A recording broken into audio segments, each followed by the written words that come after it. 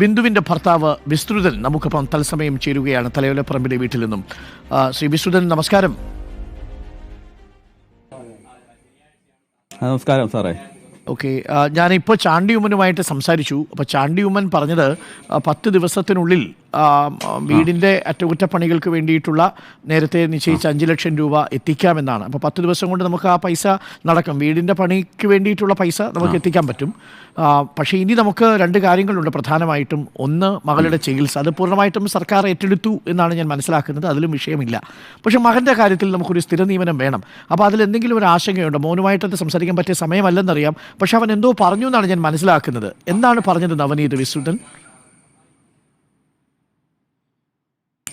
ഞാൻ പറയാം സാറേ. അവൻ പറഞ്ഞത്, ഹലോ കേൾക്കാം വിസ്തൃതൻ, കേൾക്കാം, പറയട്ടെ. ഹലോ, അവൻ പറഞ്ഞത് അവന്റെ മാതാവ് മെഡിക്കൽ കോളേജിൽ വെച്ച് മരണപ്പെടുമായിരുന്നു. ആ മെഡിക്കൽ കോളേജ് മരണപ്പെട്ടെടുത്ത് ഇപ്പൊ ജോലി ചെയ്യാൻ ബുദ്ധിമുട്ടാ, അവനത് താങ്ങാൻ പറ്റത്തില്ല, വിഷമമാവും, അതുകൊണ്ട് അത് ബുദ്ധിമുട്ടാന്ന് അവൻ പറഞ്ഞു എൻ്റെ അടുത്ത്.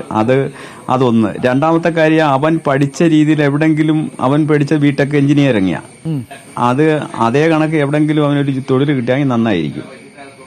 അപ്പോൾ കോട്ടയം മെഡിക്കൽ കോളേജിൽ ഒരു ജോലി വേണ്ട, അതല്ലാതെ മറ്റെവിടെയെങ്കിലും ബിടെക് യോഗ്യത വെച്ചുകൊണ്ടുള്ള ഒരു ജോലി വേണം, അതാണ് ഒരു എവിടെങ്കിലും അതാണ് ആവശ്യം. അപ്പം മെഡിക്കൽ കോളേജിൽ അവന് പണിയെടുക്കാൻ പറ്റത്തില്ല, അവൻ അവിടെ അമ്മ മരിച്ച സ്ഥലമാണ്, അതുകൊണ്ട് അവൻ എപ്പോഴും ആ ഓർമ്മയിലായിട്ട് നിൽക്കും. അത് ഇതിൽ കൂടുതൽ മാനസിക പ്രയാസങ്ങൾ ഉണ്ടാക്കുമെന്നാണ് എനിക്ക് തോന്നുന്നത്.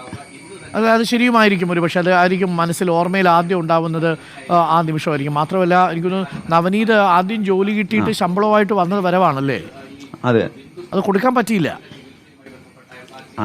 ആദ്യം ഇല്ല, കൊടുക്കാൻ പറ്റിയില്ലപ്പോൾ ഞാനും മരിച്ചുപോയ എൻ്റെ ബിന്ദു മാത്രമേ ഉള്ളായിരുന്നൊരു ആശുപത്രിയില്ല. അവൻ അന്നേരം ജോലി ചെയ്യുന്ന സ്ഥലത്തു നിന്ന് എന്നെ വിളിക്കുകയായിരുന്നു. എന്നെ വിളിച്ചിട്ട് പറഞ്ഞ്, അച്ഛാ എനിക്ക് ശമ്പളം കിട്ടി 10,100 രൂപ, 11,000 രൂപ കിട്ടിയത്. ഞാൻ ചോദിച്ചു, അമ്മയെ വിളിച്ചായിരുന്നോ? അമ്മയെ വിളിച്ച് പറഞ്ഞെന്ന് പറഞ്ഞ്.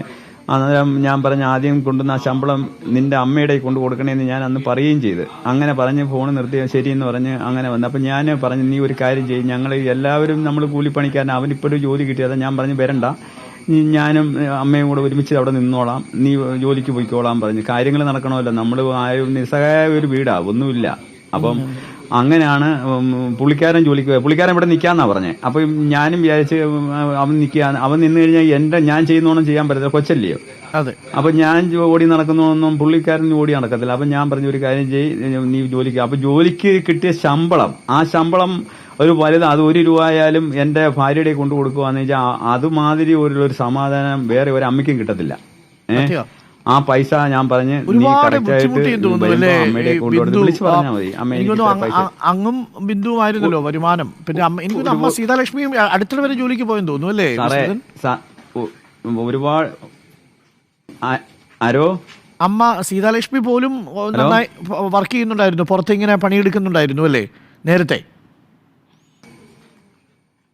സാറേ ഉണ്ട് സാറേ. ഞങ്ങളുടെ കുടുംബം എന്ന് പറയുമ്പം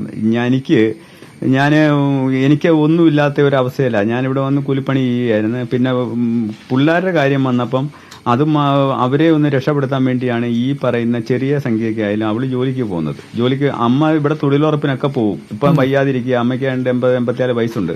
അപ്പൊ അതിനകത്തും കിട്ടുന്ന പിന്നെ സർക്കാർ കൊടുക്കുന്ന പെൻഷനും ഇതിന്റെ ഒരു സാഹചര്യത്തിൽ വരുന്നുണ്ട്. പെൻഷൻ കിട്ടുമ്പോൾ ഉടനെ കൊണ്ടുവന്ന് മകളുടെ കൊടുക്കും, നീ എന്താ ചെയ്യാ, കുഞ്ഞുങ്ങളുടെ കാര്യത്തിന് കൊടുക്കണമെന്ന് എൻ്റെ അടുത്ത് പറഞ്ഞ്. പെൻഷൻ കിട്ടുമ്പോൾ അതും അമ്മയും നമ്മുടെ കൂടുതൽ സപ്പോർട്ടിൽ നിൽക്കുകയായിരുന്നു. പിന്നെ പോയിട്ട് എന്റെ 2 സഹോദരിമാര്, അത് വലിയ സഹായമാണ് അവർ ചെയ്യുന്നത്. എന്റെ സഹോദരിമാർ, എനിക്കുള്ള 2 സഹോദരിമാര്, അവര് എന്ത് വേണമെന്നും പറഞ്ഞ് നിൽക്കുക. ഇപ്പോഴും ഈ ഓപ്പറേഷൻ നടക്കാൻ വേണ്ടി നിന്നപ്പം 10,000 രൂപ ഇളയ പെങ്ങൾ കൊണ്ട് കൊടുത്തിട്ട് അപ്പോഴും ഓടിപ്പോയ. അവർക്കും അവരുടേതായ വിഷയങ്ങൾ വേറെ ഉണ്ട്. എന്നാലും എന്റെ ഒരു ഇത് വെച്ച് കൊച്ചിന്റെ കാര്യത്തിന് ഈ സർജറിക്ക് കാശ് വേണമെന്ന് പറഞ്ഞ് കാശില്ലെന്ന് അവർക്കും അറിയാം, ഒക്കെ അറിയാം. അപ്പൊ ഉള്ളതിൽ കൊണ്ടുവന്നിട്ട് കൊച്ചിനെയും കണ്ടിട്ട് ആ 2 സഹോദരിമാരും എന്റെ കൂടെ ചേർന്ന് നിൽക്കുകയായിരുന്നു. ഓക്കെ. അപ്പോൾ ഈ ബിന്ദു ഒരുപാട് ബുദ്ധിമുട്ടിയെന്ന് തോന്നുന്നു. ഈ 2 മക്കളെ പഠിപ്പിച്ചു, വീടൊരു പാതി വഴിക്കാണെങ്കിലും ഉള്ളതുപോലെ ഒരു വീട്, അടച്ചുറപ്പുള്ളൊരു വീടായി. പക്ഷേ അതങ്ങോട്ട് പൂർണ്ണമായില്ല. ഓടി നടക്കുന്ന ഒരു ബിന്ദു, ഞങ്ങൾക്കൊക്കെ അറിയാം, ഈ ബിന്ദുവിനെ പോലുള്ള ഒരുപാട് പേര് നമ്മുടെ വീട്ടിലൊക്കെ ഉണ്ടല്ലോ. സാറേ, ബിന്ദു എന്ന് പറയുമ്പോൾ ഒരു അതിമോഹിയൊന്നുമല്ല, ആരുടെയും മുതലിനെ ആശ്രയിക്കത്തില്ല. എല്ലാവർക്കും നല്ലത് വരെ ഇപ്പം തന്നെ നമ്മൾ ടി വിയിലൊക്കെ കാണുന്നില്ലേ, ഓരോ അപകടങ്ങൾ വരുമ്പോൾ അവൾ ഉടനെ ചാനൽ വെച്ച് കാണും, അതിന് എന്നാ കുട്ടിക്ക് എന്നാ പറ്റി, അതൊക്കെ അവൾക്ക് അങ്ങനെ ഒരു അൽവ. അതൊന്ന്.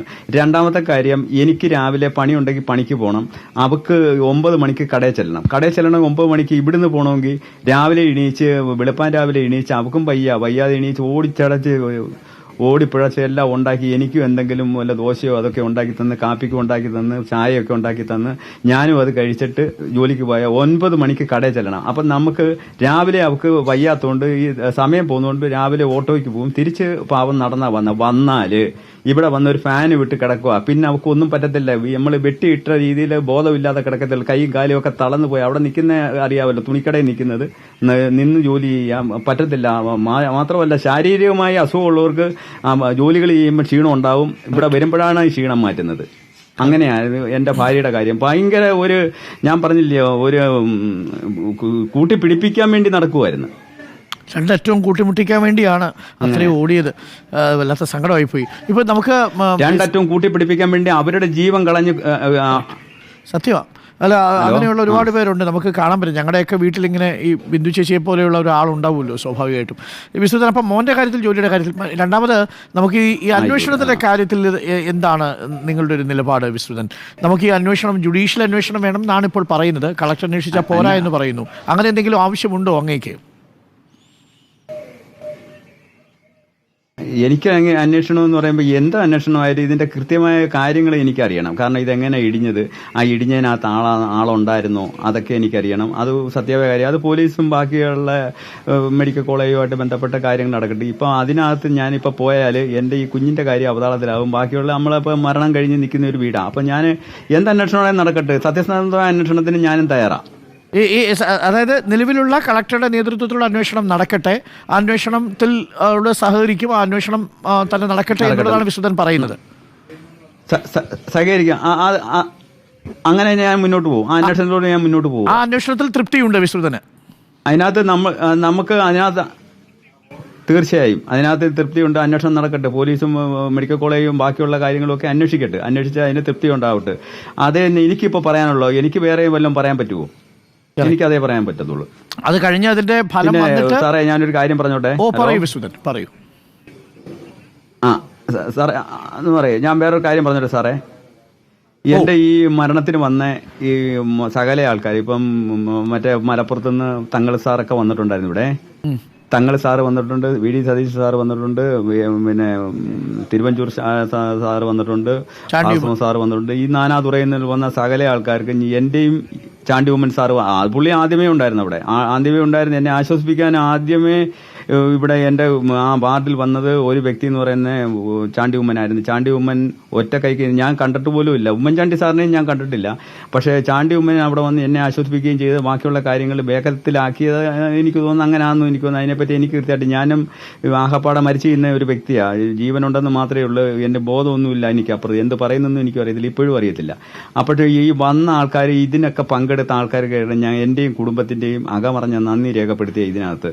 അത് മാത്രമല്ല ചാനലുകാർക്ക്, ഈ മീഡിയക്കാർക്ക് ഞാൻ എൻ്റെ നന്ദി, ഈ മീഡിയക്കാർക്ക് കംപ്ലീറ്റ് ഈ നന്ദി ഞാൻ രേഖപ്പെടുത്തിയതിനകത്ത്. അത് ഞാൻ ഇപ്പോഴും അവർ രാവിലെ വന്നപ്പോഴും ഞാൻ പറഞ്ഞു, നിങ്ങൾ ഇതെല്ലാം പുറത്തോട്ടൊക്കെ വിട്ടത് ആ ചാനലുകാർക്ക് എൻ്റെ കുടുംബത്തിൻ്റെ നന്ദി 100 വട്ടം രേഖപ്പെടുത്തിയ ചാനൽ റിപ്പോർട്ടിനെയും എല്ലാ ചാനലുകാരെയും ഞാൻ ഇതിനകത്ത്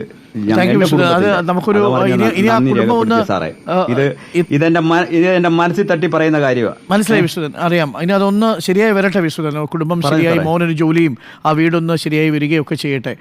ആയിക്കോട്ടെ, അത് നമുക്ക് നേരിട്ട് കാണാം വിശ്വനാഥൻ. എനിക്ക് പഴയ ആയിക്കോട്ടെ സാറേ. Thank you Viswanathan. Thank you. വിശ്വനാഥനാണ് നമുക്കൊപ്പം ചേർന്നത്, ബിന്ദുവിൻ്റെ ഹസ്ബൻഡാണ്. വിശ്വനാഥൻ അന്വേഷണത്തോട് സഹകരിക്കും എന്ന് തന്നെ പറയുന്നു. ഈ അന്വേഷണത്തിൽ തൃപ്തിയുണ്ട് എന്നാണ് വിശ്വനാഥൻ പറയുന്നത്. ഇപ്പോൾ കളക്ടറുടെ നേതൃത്വത്തിൽ നടക്കുന്ന അന്വേഷണത്തോട് സഹകരിക്കും, തൃപ്തിയുണ്ട്. അക്കാര്യത്തിൽ ഇനിയിപ്പോൾ ഒരു പ്രതികരണത്തിനില്ല. കാരണം മകളുടെ ശസ്ത്രക്രിയ അത് പൂർണ്ണമായും സർക്കാർ ചെലവിൽ നടത്തുന്നു. മകൻ്റെ കാര്യത്തിൽ ഒരു സ്ഥിരം ജോലി വേണം, അവൻ്റെ യോഗ്യതയ്ക്കനുസരിച്ചുള്ളൊരു സ്ഥിരം ജോലി എവിടെയെങ്കിലും കിട്ടുക. അത് കോട്ടയം മെഡിക്കൽ കോളേജിലല്ലാതെ മറ്റൊരിടത്ത് ജോലി കിട്ടണം എന്നുള്ളതാണ് ആവശ്യം.